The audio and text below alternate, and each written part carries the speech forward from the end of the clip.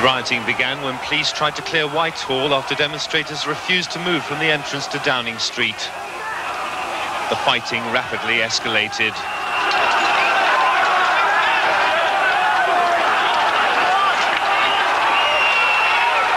Missiles rained down on the police, who seemed unprepared for the ferocity of the violence they faced.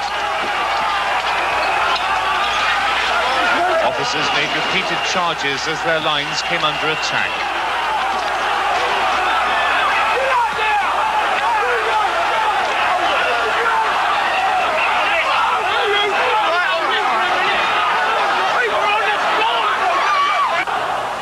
Police vehicles, trapped by the mob, were attacked with bricks, bottles and iron bars.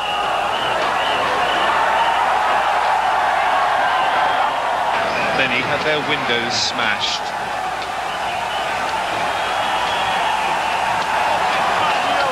The police accept the majority of the tens of thousands of demonstrators were peaceful. The violence was caused by around 3,000 among them.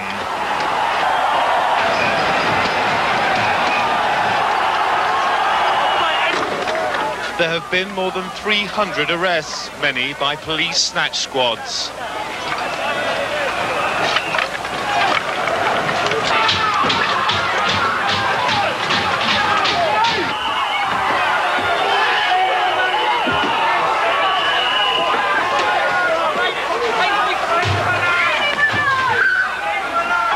Dozens of demonstrators were injured during the fierce hand-to-hand fighting. Some of the injuries are very serious.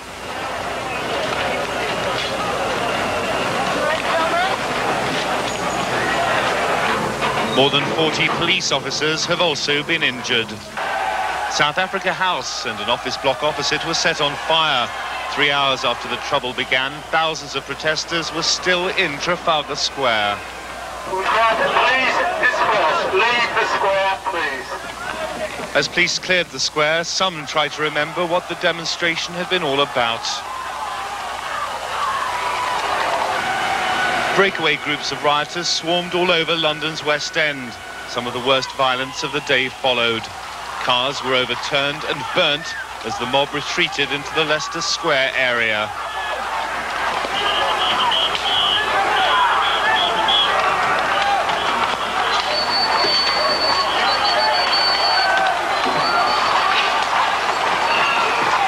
Shop windows have been smashed and there's been widespread looting. Hours after the official anti-poll tax demonstration ended, rioting is still going on.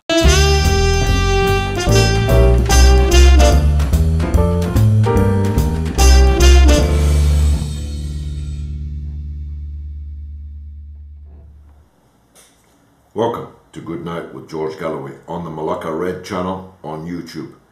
More than 1/3 million people have watched these videos, and I hope that this one gets a good audience too. Well, it's a Margaret Thatcher show tonight, as you would expect. This is not North Korea. Adulation of the dead leader is not a part of the British character. The BBC doesn't seem to know that. In an act of craven cowardice, they've caved in to the Daily Mail, etc. Yes, the ones crying over Lord Leveson and his plans to bring the state into the censorship of a free media. They've caved in and they've banned this.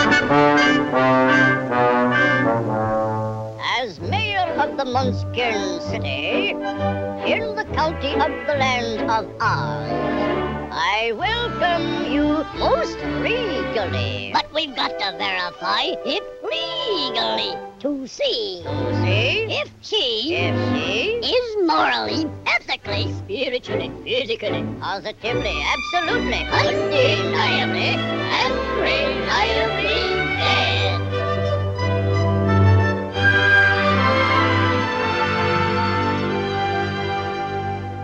As coroner, I must have her. I thoroughly examined her, and she's not only merely dead, she's really most sincerely dead. Then this is a day of independence for all the Munchkins and their descendants, if any. Yes, let the joyous news be spread. The wicked old witch at last is dead. Ding dong, the witch is dead. Witch, oh witch, the wicked witch. Ding dong, the wicked witch is dead. Wake up, you sleepy head. Rub your eyes, get out of bed. Wake up, the wicked witch is dead. She's gone where the goblins go. Below, below, below, yo ho. Let's open up and sing, and ring the bell drop. Ding dong, the merry-o. Sing it high, sing it low. Let them know the wicked witch is dead.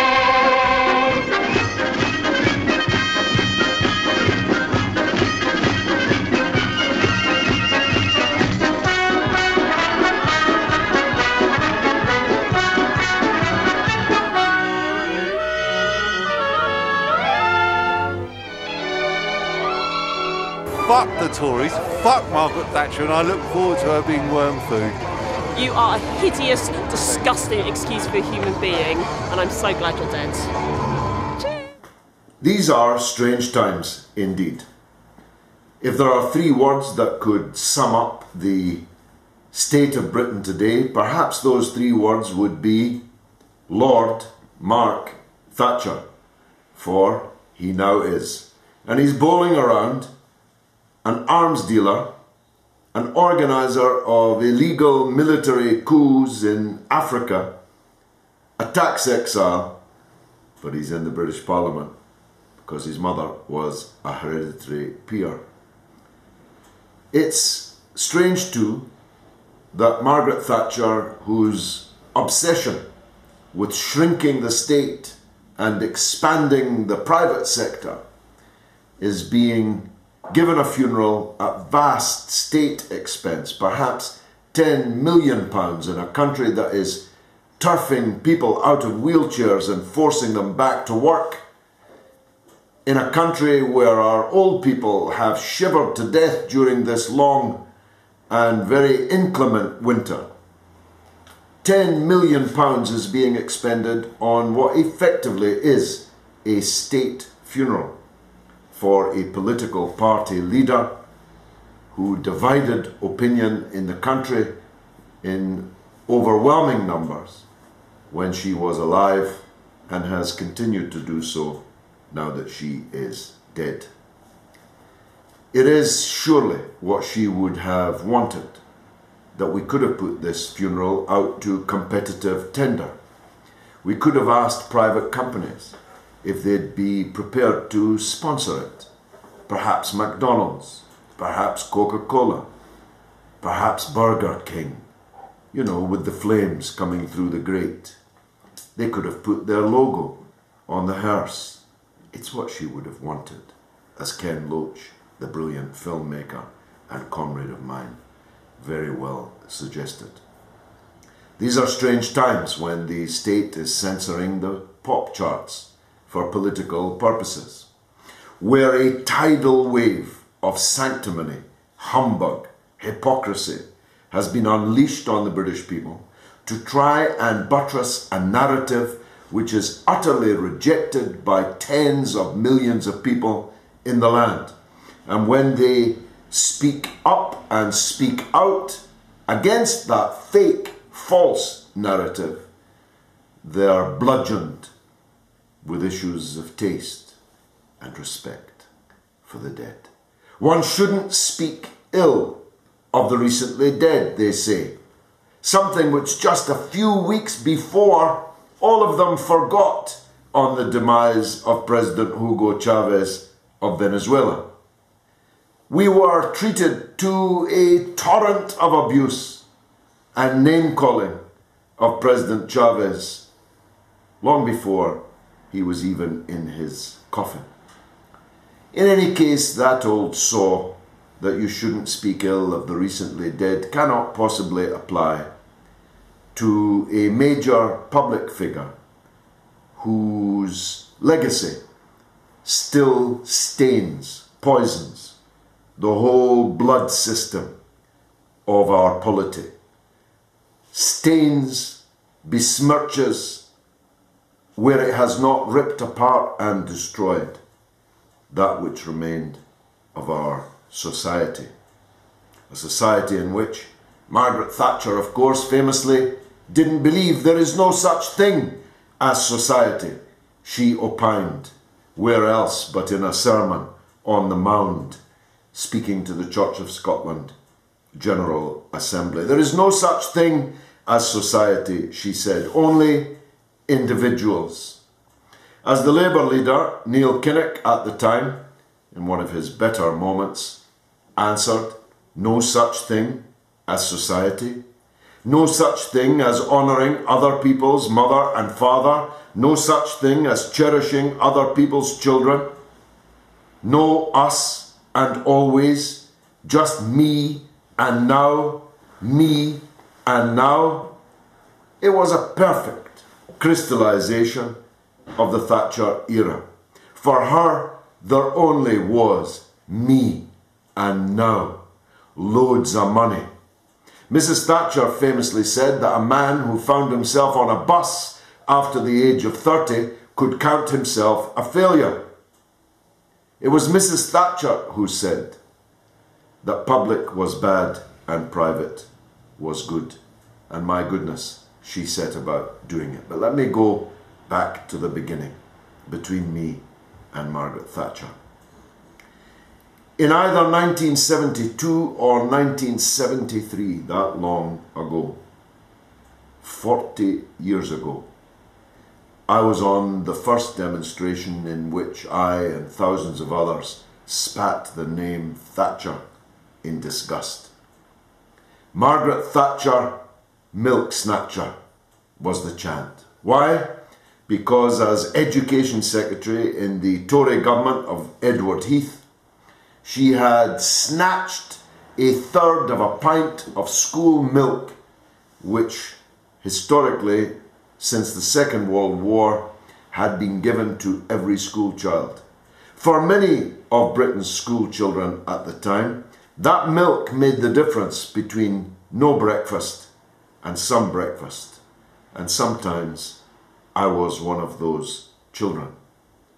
I marched against Margaret Thatcher when she was Education Secretary in Heath's government, and I never stopped marching and condemning her until now, and until God decides that it's my last breath.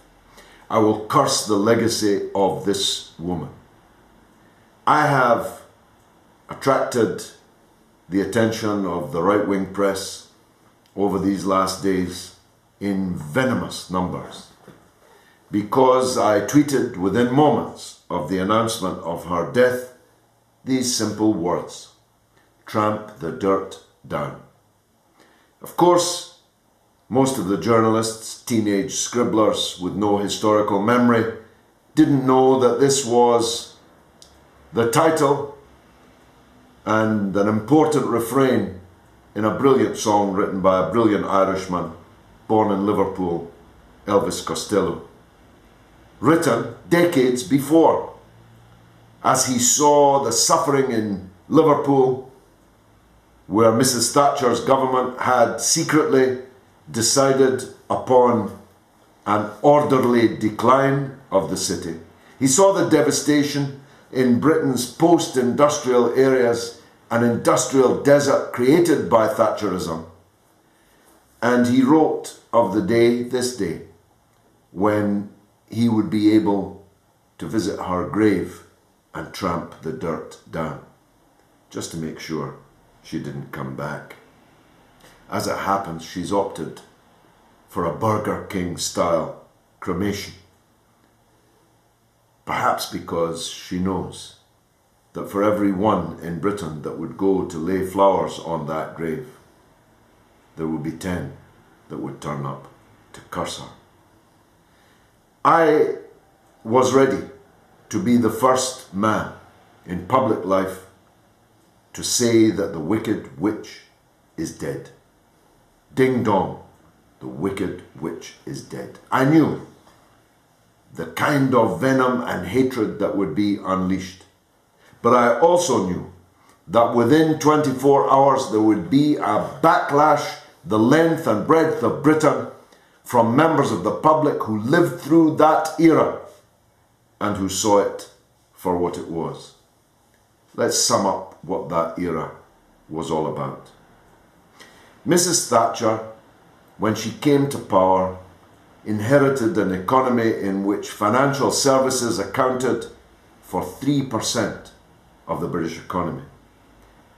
And by the time of the crash of her neoconservative, neoliberal economics, in 2008, financial services accounted for 40% of the British economy. How did that happen? Firstly, because Mrs. Thatcher did everything that she could to deregulate, incinerate a bonfire of regulations, to free up the spivs, the pinstripe gamblers and fraudsters in the City of London to run rampage, making themselves millions and make British finance capitalism the lead horse in the race to disaster. Mrs. Thatcher did that first and foremost because they were her kind of people. She was a vulgar money worshipper. But also because she had destroyed Britain's industrial base. 35% or more of Britain's manufacturing capacity was destroyed willfully by Margaret Thatcher. Partly because the industries largely lay in areas beyond her electoral reach, but mainly because these industries were organised labour. Trade unions existed in these areas, in these industries, in their millions. More than 12 millions at the height of the TUC's membership. And she hated trade unions with an absolute vengeance, because she didn't think that working people had any right to any say in their wages and conditions, had no right to collectively bargain. She introduced raft after raft after raft of anti-union laws, so draconian that even the highly moderate and circumspect leadership of the TUC was forced to call days of action, which were kind of proto-general strikes, over and over again. When Thatcher came to power, we had a coal industry. We, as an island, are built on coal. We have 1,000 years of coal under our feet. Our own coal, publicly owned, British coal. She destroyed it. She flooded the mines, placing them beyond our reach forever. She embarked upon a program of pit closures on the basis that coal was not economic, that the subsidy that was required was too great. Of course, that's a triumph of accountancy over economics. Why? Because it doesn't take into account the subsidy involved in throwing hundreds of thousands of people out of work, putting them on the dole, forcing their children into free school meals, making them unable to spend money on goods and services provided by the private as well as the public sector, forcing thousands of businesses out of business and throwing thousands more workers out of work. These mining communities were real communities. They were the society that Mrs. Thatcher claimed didn't exist. They were built on solidarity, on being shoulder to shoulder with your workmate, and your family being shoulder to shoulder with your workmate's family, living together, playing in brass bands together, having pageants and galas together, being a cohesive, recognizable, real social unit in our land. Thatcher hated that kind of thing. She wanted a Britain atomized, where every individual was just that, an individual, unable collectively to combine to improve their position, just a customer, that's all. And a customer, moreover, that could be easily thrown out of work when the vicissitudes of her kind of capitalism required it. She destroyed those communities, leaving them as social slag heaps where needles and crime and idleness and vice took the place of community that had once existed. Finally, the miners were forced to embark upon a 12-month epic industrial battle to try not for higher wages or shorter hours or better tea breaks. The miners struck for an entire year to defend their jobs and their pits that Thatcher was determined to close and flood and destroy. The miners strove might and main, their wives beside them, their children, the shopkeepers, the small business people who depended upon the miners' labour and the wages that they got for it. Whole communities stood firm in solidarity with each other and with the striking miners. Go and see Billy Elliot, get the DVD, go and see it on the theatre and see what life was like during that 12 months. I was there.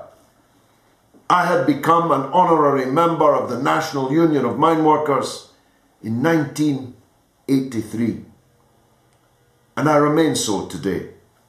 I fought every day of that miners' strike, every day and every night of that miners' strike. I gave everything that I could, along with tens of thousands of other non-miners in this country, to defend the miners because we wanted to defend a society in Britain, a real community in Britain that made real things, dug up from the ground, real things, rather than a fake economy based on computer screens, people playing and gambling with numbers on the screen, and eventually bringing us all to the disaster that we are currently in. We failed. Thatcher won. She defeated the miners for many reasons. First of all, the state is powerful.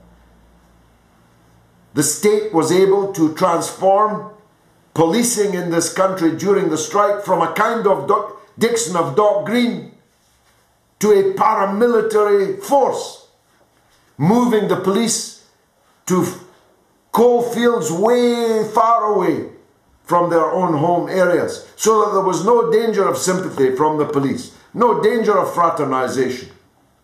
She paid the police big bonuses to do everything they could to smash the miners' strike. And you've all seen, I hope, the footage of places like Orgreave, where the British police went from Dixon of Dock Green to mounted Cossacks, their batons swirling, bursting the heads of honest working men, honest British working men who were only trying to defend their own communities and their own jobs so that their children would have a job after them. And of course, with that defeat, which was accompanied by a cacophony of right-wing fanatic, fascistic press coverage, which painted the miners as the enemy within, painted them as agents of Moscow, of Gaddafi, and all sort, every smear that could be drudged from the bottom of the barrel was thrown at the miners, and the miners were defeated. And Harold Macmillan, a greater conservative than Mrs. Thatcher, once said that there were three institutions with whom it was unwise for a conservative government to tussle: the Roman Catholic Church, the Brigade of Guards, and the National Union of Mine Workers. They were the Brigade of Guards of organised labour in Britain. So if you smashed them, everyone else would be easy. And one after another, Thatcher attacked union after union, industry after industry, until she broke the power of organised labour in this country. She broke the steel workers and closed the steel works. She broke the print workers. At Wapping, every Saturday night, I stood on the gates at Wapping with thousands of other pickets trying to stop the scabs of Rupert Murdoch's Sun, Times, Sunday Times, News of the World, of unlamented memory, from coming out of those gates and spreading their sewer poison across the land. I was kicked by a police horse and ended up in an ambulance, standing shoulder to shoulder with the print workers, but they too were defeated. When Thatcher came to power, we had a coal industry, a steel industry, a car industry, a bus industry, a truck industry, a motorcycle industry, railway workshops that produce some of the finest engines and rolling stock to be found anywhere in the world. In my lifetime, when you were driving abroad and you saw a motorcycle coming towards you, you'd be unlucky if it wasn't a British motorcycle, a British truck, a British van, a British bus. Now, it's not, of course, for those who say, well, these are traditional industries. What do you mean? Are there no buses, trucks, vans, motorcycles, cars anymore? Of course there are. Somebody's making them, just not us. We went from being the workshop of the world, the first industrial country in the whole world, to being an economy based on a property bubble and spivs in the city and a giant debt credit bubble. And when that bubble burst, look where it left us. I'll be back right after this.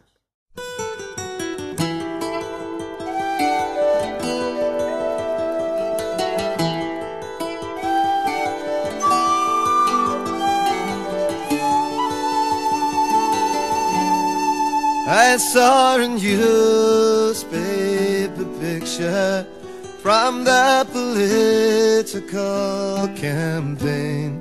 A woman was kissing a child who was obviously in pain.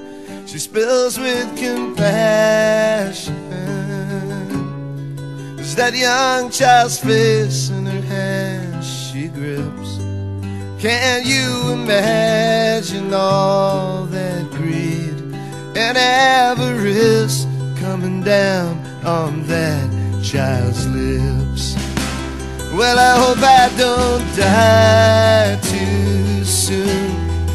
I pray the Lord my soul to save. Yes, I'll be a good boy.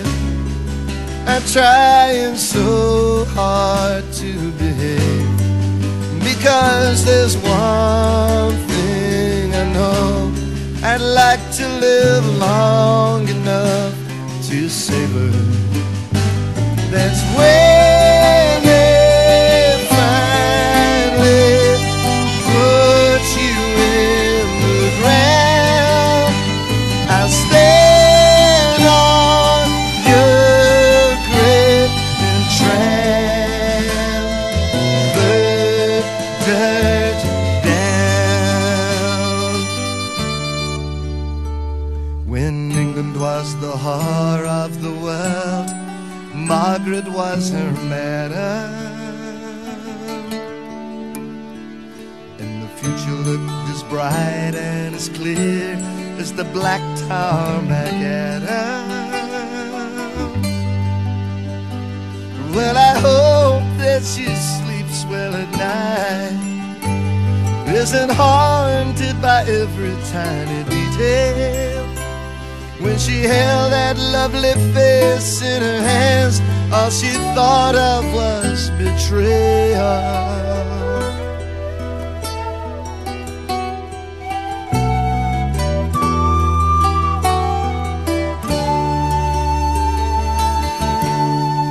And now the cynical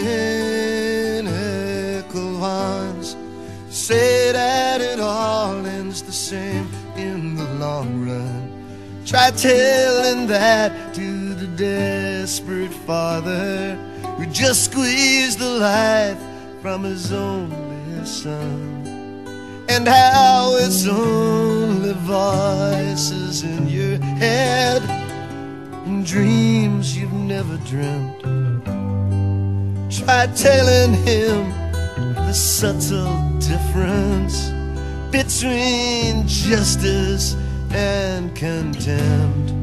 Try telling me she isn't angry with this pitiful discontent when they flaunt it in your face as you line up for punishment, and then expect you to say thank you, straighten up, look proud and pleased, because you've only got the symptoms, you haven't got the whole disease. Just like a schoolboy whose head's like a tin can, filled up with dreams, then poured down the drain.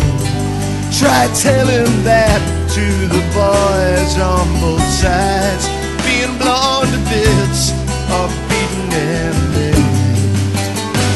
Who takes all the glory and none of the shame?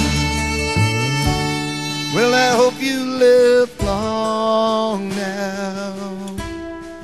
I pray the Lord your soul to keep.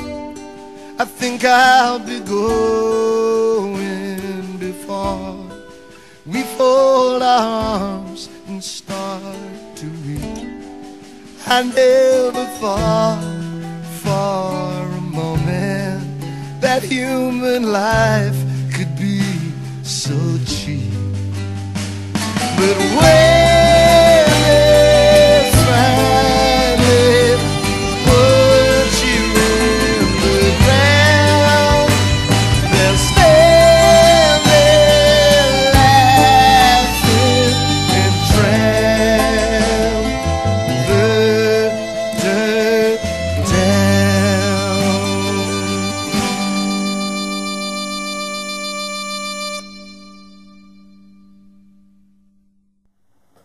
Mrs. Thatcher was a murderer.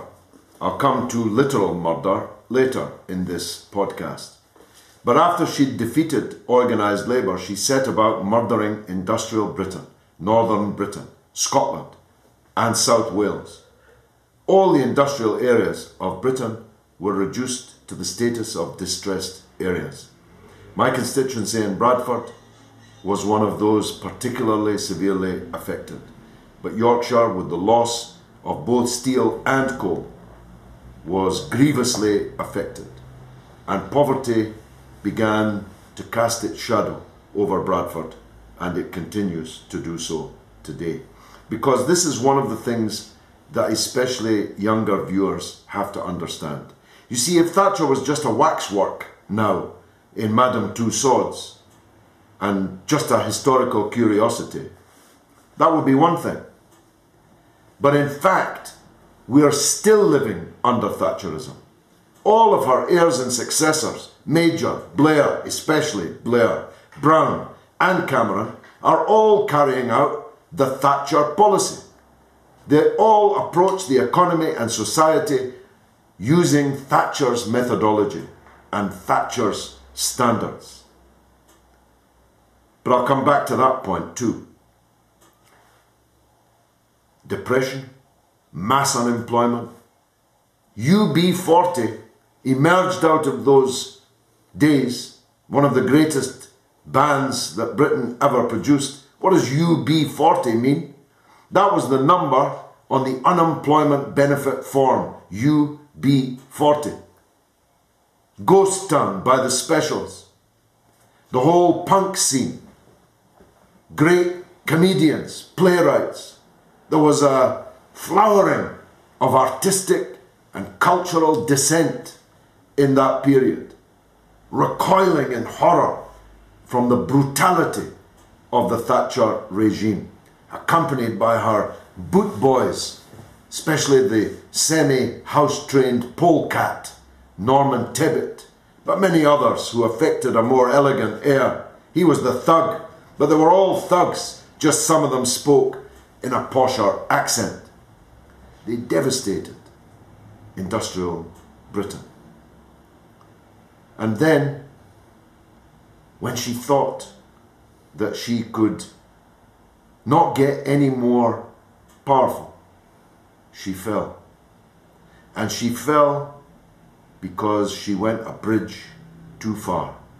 And that bridge was called the poll tax. The poll tax was the most iniquitous tax ever imposed upon British people since medieval times. Even medieval kings would have recoiled from the idea that the dustman should pay the same amount for his council services as the duke. Because that's what the poll tax meant. Everybody, whether they lived in a slum or if they lived in a castle, should pay the same rate of tax. And it was imposed in Scotland first as a kind of guinea pig laboratory experiment. And at the time, the Labour leadership totally underestimated the impact that this tax was going to have and the challenge that it represented to the people Labour was supposed to represent. And so I became, along with a few others in the beginning, one of the main opponents of Thatcher's poll tax. I declared on the first day that the tax was introduced that I would refuse to pay it, and I would face the consequences in the courts up to and including imprisonment. And I went around the country arguing that if everyone refused to pay the poll tax must collapse, and the Thatcher regime with it. Labour was totally against it. I was almost expelled from the party for arguing for non-payment of the poll tax. Once the bailiffs came to my door to smash the door down, take my furniture out onto the street and sell it on the street to recover the tax that I was refusing to pay.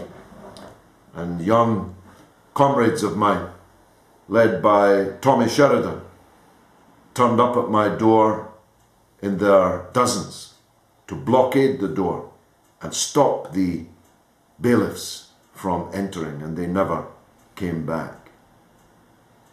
That great movement against the poll tax picked up massive momentum once the tax was imposed in England. Tens of millions of pounds in unpaid council taxes, leading to a crisis in local government, how to pay for local services. But Thatcher stuck to her guns. She even had the gall to come to Hampden Park in Scotland to present the Scottish Cup. Unfortunately for her, as Ian Aitken put it, she didn't know that the final would be contested between the IRA and the Dundee Labour Party, Glasgow Celtic and Dundee United. I was one of those distributing red cards to every supporter of both teams outside the ground. And when Thatcher took her seat, 100,000 red cards went up. And the people started singing, "Margaret Thatcher, Margaret Thatcher, stick your poll tax up your arse." She turned to her elegant Secretary of State for Scotland, Ian Lang, and said, "What is that they're singing?" And Ian Lang said, "I think it's Margaret Thatcher, Margaret Thatcher, give the poll tax a chance." But of course, it was far from that. The poll tax was comprehensively rejected.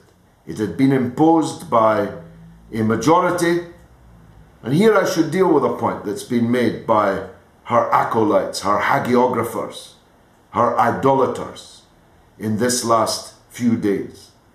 Well, if she was that unpopular, how did she keep getting elected?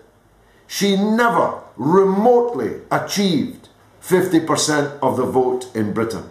On her first time, she got 44%. On her second time, she got 42%. And on her third time, she got 40%. So 60% of the entire country was against her. How then did she get these record majorities? I'll tell you why. Because the rancid traitors of the SDP, the so-called Social Democratic Party, now a part of the Liberal Democratic Party, these rats that are squirming on the deck of the coalition government today, their defection from Labour, their ceaseless attacks upon Labour, divided the Labour vote sufficiently to allow Thatcher to gain these record majorities with which she committed all this wreckage in the country. But it was the poll tax that brought her down, and I was there too. I was there with my then small daughter, now a mother of 3, standing on the plinth at Trafalgar Square, giving my speech against the poll tax, 100,000 people in the square when London began to burn. I mean literally burn. A breakaway from the march set fire to a building in Northumberland Avenue. A police van was overturned when it drove at speed at the protesters and couldn't get out again.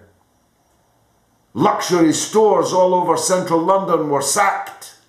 The Ritz Hotel where she died was besieged by poor people from all over these lands, all over these islands, angry, furious at the government of brutes and robbers that had transformed our country in 10 short years from being a place that demonstrably, manifestly was a country, was a society, into one that was worshipping the god of Mammon, and the devil can take the hindmost. That was her philosophy. Such were the scenes of violent disorder that the Tory cabinet lost their bottle, and one after another went in to tell Mummy, as they used to address her. Mummy, can you imagine? Grown men in their 40s, 50s and 60s addressing the Prime Minister as Mummy. They went in to tell Mummy that her time was up, and she never recovered from that. As we say in Glasgow, so sad, too bad, never mind. The problem is we have never recovered. We have not recovered from what she did to our country, to our society. When we come to talk about her role elsewhere, that's when it gets really bloody. Perfect. Good news. In the village of Armthorpe, South Yorkshire, it's hard to find anyone with a good word to say about Margaret Thatcher. Most of the people here in this working man's club are ex-miners or their children. They have never forgiven the late Prime Minister for her role in the pit closures of the 1980s and 90s. She closed all the pits, one by one. Closed them all, shut them down. There's pits round here, there's this one up here, it had 50 years of work left in it. And she went and closed it for no apparent reason. Margaret Thatcher said she's going to do every union. She started off with the steel workers, and then with railway, and then with the miners. I hate her. The miners' strike of 1984 was emblematic of Thatcher's battle with the trade unions in her bid to modernise the British economy. Violence between the police, strikers and non-striking miners was common, while living standards in mining communities plummeted. Many in places like Armthorpe saw Thatcher as a London-centric leader, unsympathetic to their plight. We all chipped in together, and it was scraping for food. She didn't care, and she did make a lot of people's lives hell in this village. A lot of them. Everybody's lost their houses, they're all in debt, and some of them haven't recovered from it anyway since then. But she, we're all smiling to London. London, we're all thinking, oh, she's all right, she's all right. She was looking after it rich. She didn't go for the actual working class bloke. Ultimately, Thatcher's hard-headed capitalist logic triumphed over the unions. The pits were closed, and a way of life for many disappeared. My dad were a miner, his dad were a miner, all my family were miners. All miners. You know, we're all ex-miners, mining village, it revolved around pit. We always knew coal was our heritage. Today, just 2,000 people work in Britain's mines, against 200,000 in 1984. Unemployment in this part of England is running at 12%. With that, locals say, comes social problems that are also Thatcher's legacy. She just destroyed the place. You've got to blame her for everything that's gone on with drug problems, fighting problems, drunken disorderlies. Britain's first female Prime Minister is to be given a ceremonial funeral on April the 17th. And here in Armthorpe, it's likely that very few will mourn her passing. Margaret Thatcher's political fortunes were at an all-time low in 1982, when the British economy was literally on the floor and millions were unemployed.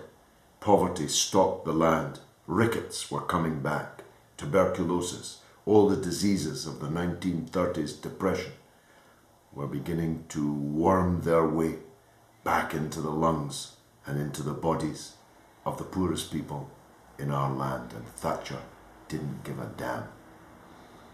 And she would undoubtedly have lost the election in 1983 if it were not for the invasion of the Falkland Islands by the Argentine dictator General Galtieri.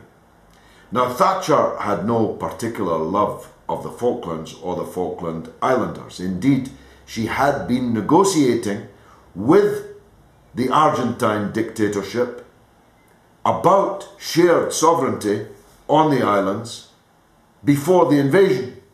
The very policy that I project now, which gets roundly attacked by right-wing politicians and their echo chambers in the media. But she seized the moment. When Galtieri invaded, and with the support, to their shame, of the Labour front bench, then and now, she sent a vast armada down to the South Atlantic to fight a war against unwilling young Argentine conscripts who had been forced into service by the dictatorship, the military junta, which ruled in Argentina at that time.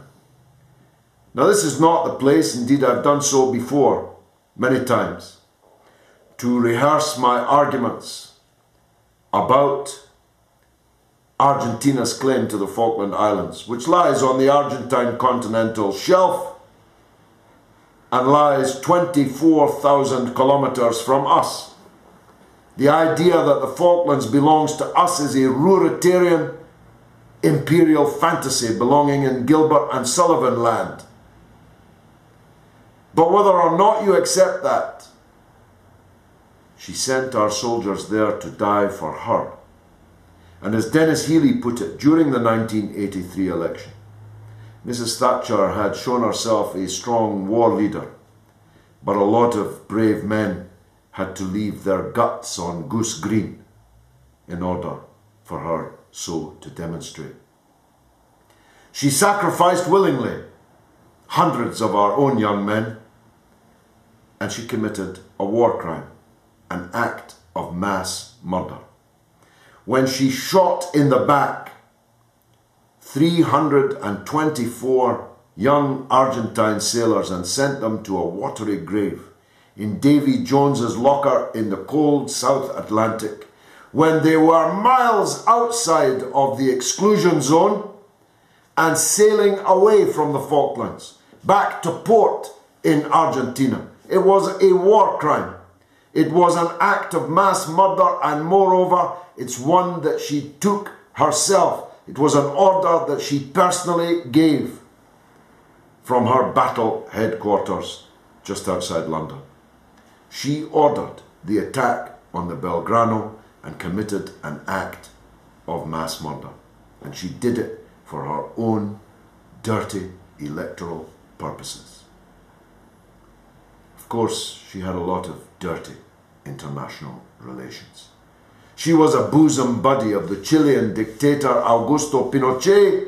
Indeed, one of the great ironies, well, there were two, one of which I shall come to later, but one of the great ironies of the day on which she died was that as she was dying, the bones of Pablo Neruda were being exhumed in Chile.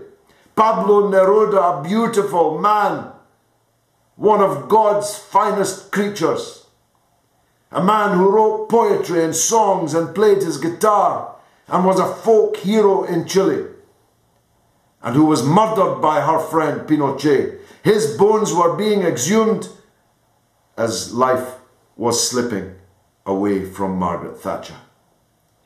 Pinochet murdered the elected president of Chile, Salvador Allende, murdered elected parliamentarians in the parliament chamber in Santiago. Henry Kissinger and Richard Nixon sat in the operations room in Washington, determining which building had to be attacked, which people had to be rounded up, who had to be taken to the torture chambers, who had to be murdered, including some of the finest, most beautiful flowers of Chile. She was bosom buddies with Suharto, the man who killed millions of people in Indonesia, again organized by the CIA and the United States of America. 3, maybe 4, maybe 5 million people in Indonesia were murdered by Suharto, who was soaked in their blood. But that didn't stop Margaret Thatcher from embracing him, selling him weapons and guns, and building the closest possible relationship with the Suharto dictatorship in Jakarta. She was a very, very close friend of apartheid South Africa. She embraced the apartheid system. She called it a vibrant and dynamic society. She supported the creation of Bantustans, Transkei, Ciskei, Bophuthatswana, and other bogus little states that were supposedly the white Boer apartheid regime's answer to the questions raised by separate development as apartheid maintained. She traded with South Africa. She sold weapons to South Africa. She defended apartheid South Africa in the Commonwealth, in the United Nations and around the world. She continued to recognize the Pol Pot dictatorship in Cambodia long after they were overthrown and long after the new government in Cambodia were counting the corpses massacred in a genocidal mania by Pol Pot. In their millions of dead bodies, skulls, which you can still see today in Cambodia, piled upon each other, skulls by the hundreds of thousands. She maintained that Pol Pot was the legitimate ruler of Cambodia. Why? Because she hated Vietnam. And Vietnam had overthrown the Pol Pot dictatorship and introduced civilized democratic government into that country. She hailed, armed, financed and backed in every way the so-called Mujahideen, freedom fighters, she called them. The people who became the Taliban, the people who became Al-Qaeda, including Osama bin Laden. She paraded them at the Conservative Party's Seaside Annual Conference. She hailed them everywhere as freedom fighters. And the last conversation I ever had with her, face to face, I said to her, "You have opened the gates for the barbarians." Just the night or 2 nights before, they stormed to power in Kabul, overthrew the president, hanged him from a lamppost, cut off his penis, stuffed it in his mouth. I told her, "You have opened the gates for these barbarians, and a long dark night will now descend upon the people of Afghanistan." In Ireland, she presided over an entire systematic state collusion with the murder of Roman Catholics in the north of Ireland. MI5, the special branch, the special forces of the British Army, and the British Army itself were all in league with so-called loyalist killers who would go out of an evening, find a Catholic and murder them, having been given the weapons, the intelligence, and the green light from those working for the Thatcher government. Indeed, a friend of mine, Patrick Finucane, one of Ireland's finest sons, one of the finest lawyers his country ever produced, was murdered in front of his wife and small children at his dining room table on a Sunday after Mass. Was murdered, his wife shot whilst trying to defend him, by loyalist killers who had been told by British agents, "Patrick Finucane is at home, here's his address, here's how to kill him." This was the reality of Thatcherism in the north of Ireland.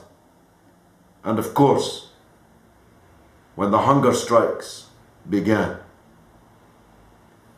in defense of the prisoners' rights to political status, to differentiate themselves from criminals, which they had had previously, and which had been removed from them, when they began a hunger strike for the reinstatement of political status. Bear in mind, these men were interned, incarcerated without charge, without trial, without limit of time, in cages. When they began their hunger strike to get back their right not to wear prison clothes, to fraternize with each other within the cell block, to hold education and cultural, language and music classes, not to have to do prison work, because they were not normal prisoners. They'd never been tried, never would be tried. She was ready to starve them all to death. And the second of the great ironies about the date that she died upon was that it was the very date, 30 years on, that the late Bobby Sands, MP, was elected to the House of Commons from his deathbed as he lay in agony in the advanced stages of that process which kills in the end all hunger strikers who persist. And after Bobby Sands, 9 more young men starved themselves to death. And Thatcher, with ice in her blood, and the Labour front bench, which actually went to Bobby Sands' bedside and spat in his face metaphorically, telling him that Labour supported Thatcher's refusal, are all guilty of the starving to death of 10 of Ireland's brave sons. Thatcher thought nothing of fraternizing with Al-Qaeda and with the Taliban and giving them money and guns and training. She thought nothing of embracing blood-soaked tyrants like Suharto and Pinochet. She thought nothing of encouraging the imbecile Reagan to multiply his expenditure on weapons of death, many of which she agreed to cite here in our own country of Great Britain. She thought nothing of encouraging Reagan to back to the hilt the so-called freedom fighters in Afghanistan, but there was one man she could not thole, could not tolerate. I was there. I saw her lips move when she described Nelson Mandela, one of the greatest figures in world history. She described Nelson Mandela as nothing but a common terrorist. So there you have it. Mandela was the terrorist. Pinochet, Suharto, Al-Qaeda and the Taliban were freedom fighters and legitimate statesmen. Doesn't that tell you all you need to know about this woman? Doesn't it tell you all you need to know about why we hate her? I feel that I have hated Margaret Thatcher almost all of my life, since I was a teenager. And I'll go on hating her and what she stood for. And when I saw New Labour fawning over Thatcher upon her demise, when I saw Ed Miliband stand at the dispatch box and pour honeyed words, lies actually, over her record, it turned my stomach. And I imagine that if there is any Labour consciousness anywhere within the hearts of Labour MPs and Labour Party members, it must have turned their stomachs too. Labour, Liberal, Conservative in 2013 are still following Thatcher's agenda. It seems that there are very few of us in public life who are ready to stand up against them. But there are millions out there who join me this evening and saying, ding dong, the wicked witch is dead. Tramp the dirt down. This is George Galloway. This is Good Night with George Galloway.